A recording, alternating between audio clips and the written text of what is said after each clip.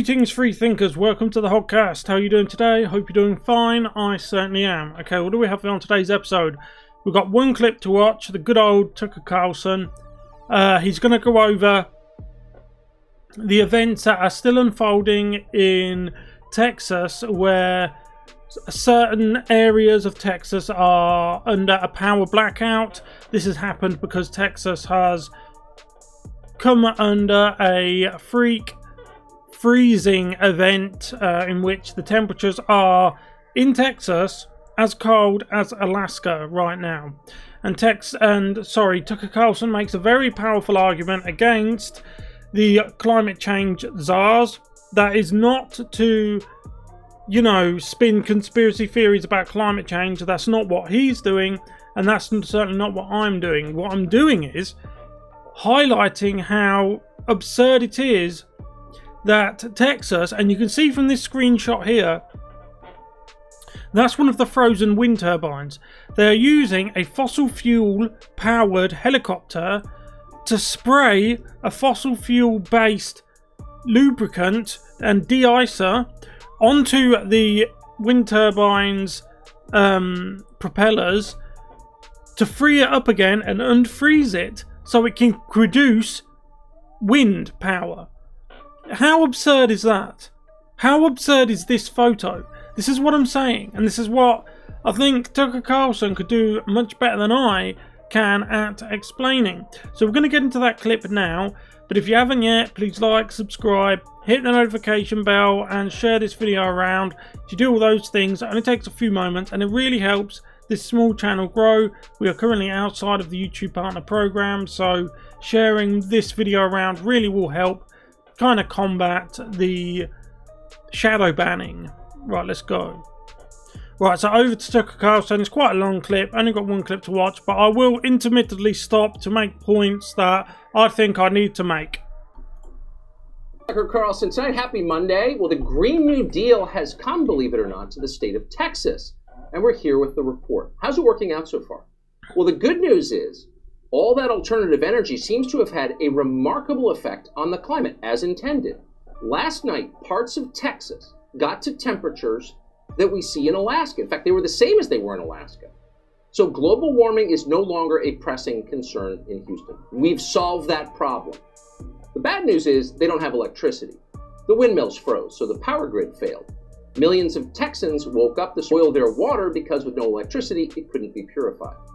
The ironically named Electric Reliability Council of Texas, which oversees the grid, had no solution to any of this. They simply told people to stop using so much power to keep warm. So in Houston, hundreds of shivering Texans headed to the Civic Center like refugees to keep from freezing to death. Some people in Texas almost certainly did freeze to death today. That's what happens when it gets that cold. Later this week, we'll learn just how many as they tried to keep warm with jury-rigged heaters and barbecues and car exhaust. That happens every time. When the power goes out, even advanced societies become primitive and dangerous. People die. We've seen it happen repeatedly in California for years now. Rolling blackouts in a purportedly first world state that is slipping steadily into chaos. But in Texas? Who saw that coming? And not just because Texas is mostly Republican. If there's one thing you would think Texas would be able to do, it's keep the lights on. Most electricity comes from natural gas, and Texas produces more of that than any place on the continent. There are huge natural gas deposits all over Texas. Texas is an oil and gas state, famously. Running out of energy in Texas is like starving to death at the grocery store. You can only do it on purpose. And Texas did. Rather than So Tucker makes a very good point. You cannot be that inept by accident, right? You cannot fail that badly by accident. It has to be on purpose. Now, do any of us want to see a world that heats up inexorably, uncontrollably to the point where communities disappear under the waves and crops fail and so forth and so forth? No, we don't. However, I believe that if we're going to get one house in order, we need to get them all in order. And right now, when it comes to oceanic pollution, the biggest polluters by far of the ocean are nowhere near the Western Hemisphere. In fact, the biggest polluters are actually the countries in and around the Indonesia area, just above Australia and just below places like China and Japan. That Asiatic area are the biggest polluters of the oceans by far, right? But nobody says anything to them. Nobody does anything to them. Nobody asks anything of them. They never find. On the contrary, the solution to them polluting the oceans is us in the West having to change what straws we use when we have a McDonald's, right? How does that affect anything? It's virtue signalling, it's hollow, it's shallow, it's lip service, it's window dressing. And this is the type of thing that has been going on for so long, and it is exactly why you have a state like Texas, which is dripping in natural resources, yet their own people are freezing and can't heat themselves up because they're inept leaders. Put wind turbines all over the place. They put wind turbines on top of the oil fields. They put wind turbines on top of the natural gas pockets under the ground. So whilst all of that's sitting under there that the people could heat their homes with and power their appliances with, above them, the wind turbines are frozen solid. Celebrate and benefit from their state's vast natural resources, politicians took the fashionable route and became recklessly reliant on so-called alternative energy, meaning windmills. 15 years ago, there were virtually no wind farms in Texas. Last year, roughly a quarter of all electricity generated in the state came from wind. Local politicians were pleased by this. They bragged about it like there was something virtuous about destroying the landscape and degrading the power grid. Just last week, Governor Greg Abbott proudly accepted something called the Wind Leadership Award, given with gratitude by a company getting rich from green energy. So it was all working great until the day it got cold outside. The windmills failed, like the silly fashion accessories they are, and people in Texas died. A lot more of them than died at the Capitol on January 6th, by the way, just for reference. Now, we're telling you all of this not to beat up on the state of Texas. It's a great state, actually. But to give you some sense about what's about to happen to you, to every state. And we're not speculating on that. Here's the new president explaining his plan. In my view, we've already waited too long to deal with this climate crisis. We can't wait any longer. That's why I'm signing today an executive order to supercharge our administration's ambitious plan to confront the existential threat of climate change. It is an existential threat. Okay, so I'm open to the idea that climate change is an existential threat, that it's the number one threat. I'm open to that. However, if it is, why don't we back that up with some substance? Okay, why is it, again, just the West that is expected to take the hit? Why are we the fall guys? Why are we the patsies, the joeys, right? Countries like China pump out carbon dioxide into the atmosphere by the metric ton. And so does India to a lesser extent. But these countries, they just poo-poo any suggestion of changing to fix the climate. Why? Why is it just us? And they say to us, oh, well, we've got to take a moral leadership. Different people, different countries, different cultures have different morals. What's good for one might not be good for another. Reading the script. Climate crisis, existential threat, ambitious plan. You hear those phrases a lot, and you'll notice that they are all suspiciously non-precise. So what do they mean for you? Well, they mean higher energy prices for starters. Gas is already up, in case you haven't noticed. Electricity will follow. Higher costs hurt the weakest. Inflation always does. But it's worse than that. Green energy inevitably means blackouts. And someday that may change as technology progresses. But as of right now, in the current state of technology, that is true. Green energy means a less reliable power grid, period. It means failures like the ones we're seeing now in Texas. That's not a talking point. It's not a political slogan. Say it. Again, that is true. It's science. So, of course, they're denying it. Here's a new climate czar taking a quick break from spewing carbon in his private jet to lecture the rest of us about a topic he personally knows nothing about: private sector jobs and how more windmills are going to generate tons of them. And the President of the United States has expressed in every comment he has made about climate the need to grow the new jobs that pay better, that are cleaner. That, I mean, you look at the consequences of black lung for a miner, for instance, and measure that against the fastest growing job in the United States before COVID was solar power technician.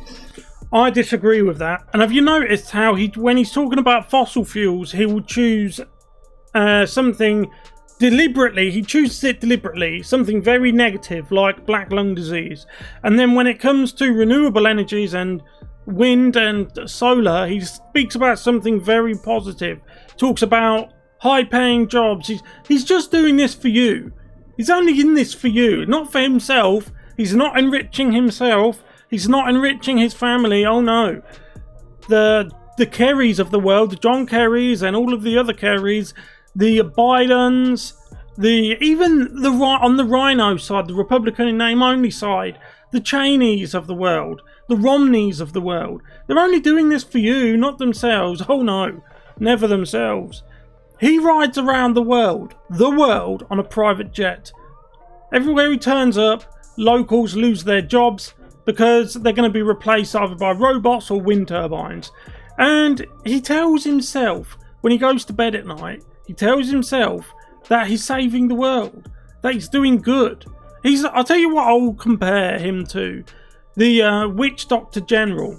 If you've never heard of the Witch Doctor General, here in Britain, back in the Middle Ages, there was a belief that ordinary women who were maybe a bit eccentric were witches.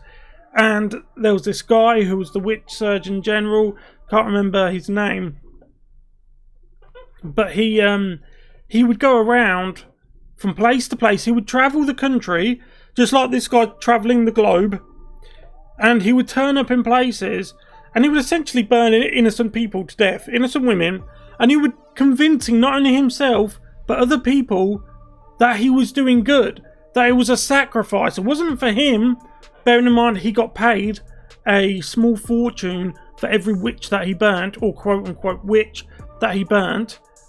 But he wasn't doing it for himself, oh no. He wasn't doing it for his pay packet, oh no. He was doing it for you. He was the benevolent dictator, you see. Similarly, you have the second fastest growing job pre-COVID was wind turbine technician.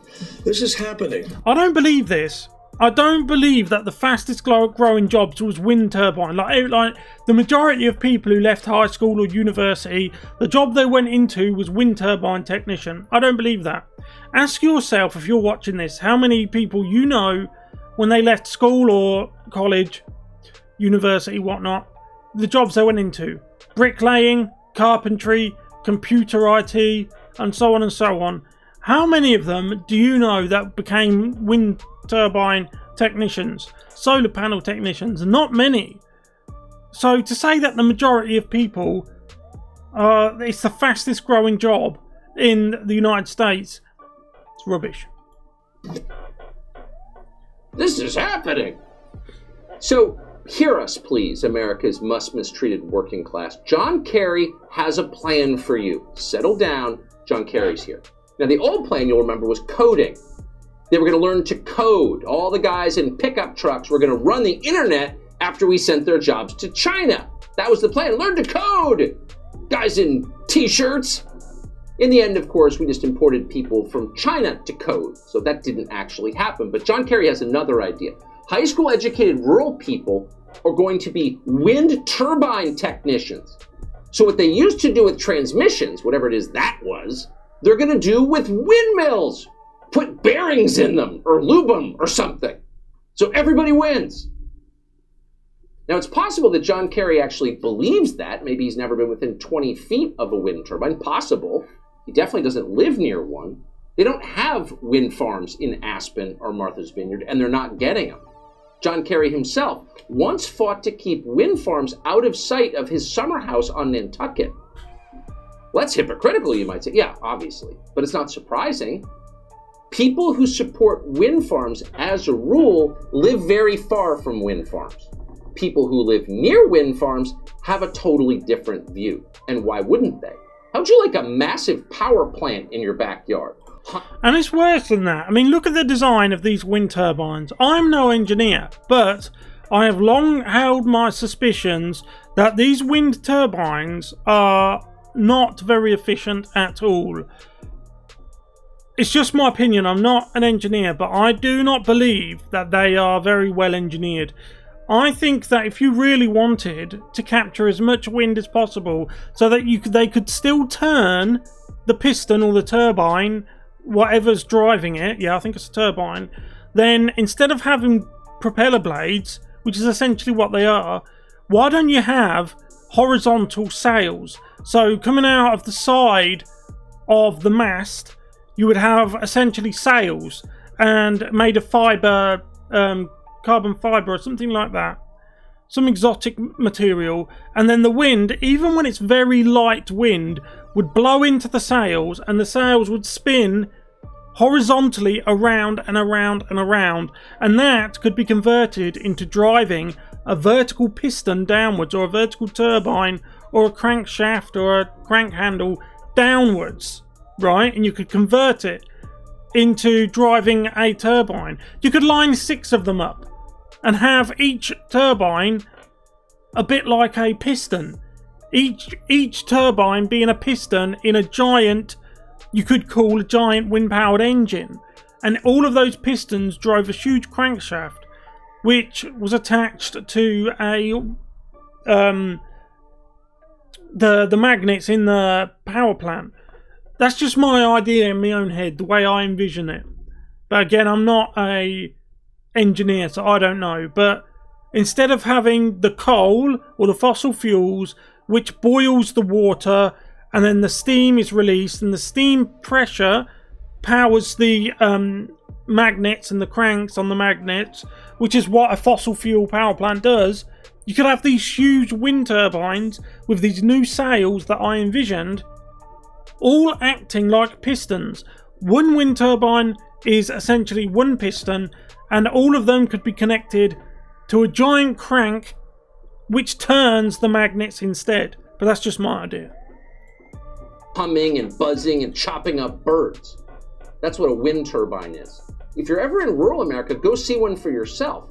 You'll be shocked by how awful it is once you get up close. Your first thought may be, this is supposed to be good for the environment? Wind farms are one of those ideas you can only support if you don't know too much about them. And maybe that's why there's never been mass popular support for them. No large group of citizens has ever demanded that some Goldman Sachs-backed company destroy the natural environment with Chinese-made windmills that don't work when it's cold out. Wait, more expensive and much less reliable? Ugly, inefficient, and made by people who hate us, and we can kill endangered species? I'd like some of that. In fact, make it a double. Exactly. That's just pure Tucker. It hits the nail on the head. This is why CNN wants to shut him down. It's going back to what I said earlier. You cannot be that inept by accident. You cannot fail in such a glorious way, if you could use the word glorious when in the same sentence when discussing failing. But if you could use the word glorious, that's what it is. It cannot be a massive fireworks display of failure and ineptitude from our elected officials by accident. By accident. No one anywhere has ever said that, but it doesn't matter because green energy is the ultimate inside game. A tiny number of people profit from it, from government subsidies and regulated prices. Everyone else gets a moral lecture about climate change, and anyone who complains about any of it gets called a Nazi by Cory Booker. Watch. There's a lot of people now that are blowing back on the Green New Deal. They're like, oh, it's impractical. Oh, it's too expensive. Oh, it's all of this. If we used to govern our dreams that way, we would have never gone to the moon. And when the planet has been in peril in the past, who came forward to save Earth from the scourge of Nazi and totalitarian regimes? We came forward. Who's we? Who's we? Not you. You're a Democrat. You fought on the side of, in the Civil War, in the American Civil War, you fought to keep slavery. So who the hell is we, mate? Who's we? You didn't fight in any war. The only war you've ever fought in, and you're fighting in it now, Cory Booker, is the culture war. And hey, you're winning the culture war. So what are you moaning about? Oh, it's impractical, mocks a guy who's literally never had a job. Except your windmills, bigots. You hear that a lot. You're about to hear it a whole lot more. The problem is that demagogues like Cory Booker have no earthly idea what a wind farm is. They don't know how to run a power grid or anything else for that matter. They talk, they brag, but they don't build anything, much less fix or maintain it, because they can't. These career politicians don't do anything. They've never contributed anything to the country they purportedly claim to serve. They just take out of it. Cory Booker, the Nancy Pelosi's of the world, the Eric Fartwells of the world, and so on and so on. They've never worked on a production line. They've never worked as a farmhand. They've never worked as an engineer. Okay? They've never done any kind of work where they produce something or grow something or manufacture something or pack something or deliver or transport something. They just sit at the very top of society and cream off of everybody else's hard work. They have no skills. And Donald Trump was a threat to that. That's why they acted for 4 years. And even before that, as Donald Trump was running, before he was even picked as the nominee for the Republican president, way before 2016, they were still gunning for him because they knew he was an outsider. They knew he represented a threat to their ability to cream off of the top of everything we the people generated. And if you don't believe that, take a look at what they have done to our cities. Not a single major American city is prettier or more functional than it was in 1950, 70 years ago. The parks that previous generations so lovingly built are filled with vagrants and junkies. The monuments they constructed are covered with spray paint. Public transportation is a disgrace. It's filthy. The streets are dangerous. Are you really surprised that Cory Booker was once the mayor of Newark, New Jersey? And this is it, right? I mean, the clip only goes on for another 10 seconds. So we'll end it here, but I just want to make one more point. And it's a very good point, I think, anyway. The Cory Bookers of the world, the Gavin Newsoms, Nancy Pelosi's and so on, they didn't get into politics to do things like fix homelessness. They could do it in a week if they wanted to, right? There's plenty of abandoned buildings. They could put them up. They could take money out of all of these Green New Deal stuff and all of these bloated bureaucracies, put them into a people operated little government agency. They could create a new government agency worked for and staffed by people who are in the working class community, people who actually want to help people, right? And then they could fix these problems. But they don't want to. They see homelessness as boring, right? They see interest rates as boring. They see good education as boring. They see fighting the crime waves and the crime surges as boring. They're just, all of these bread and butter issues are just boring to them. Instead, what they want to do is jet set all over the world on the back of climate change, on the back of Orange Man Bad. They just want to impeach people. They want to be filmed by the adoring mainstream media, who are just the propaganda arm of the Democrat Party, really. Walking backwards and forwards from the houses, delivering the articles of impeachment, walking like it's a ceremony, like they're important people, like they're actually doing something important. And maybe inside their own heads, they've convinced themselves that they are. They've probably convinced themselves that they are doing something important, but they're not. Whilst they write up yet more articles of impeachment to remove a man from office that he no longer holds, the streets of California and New York are just in tatters.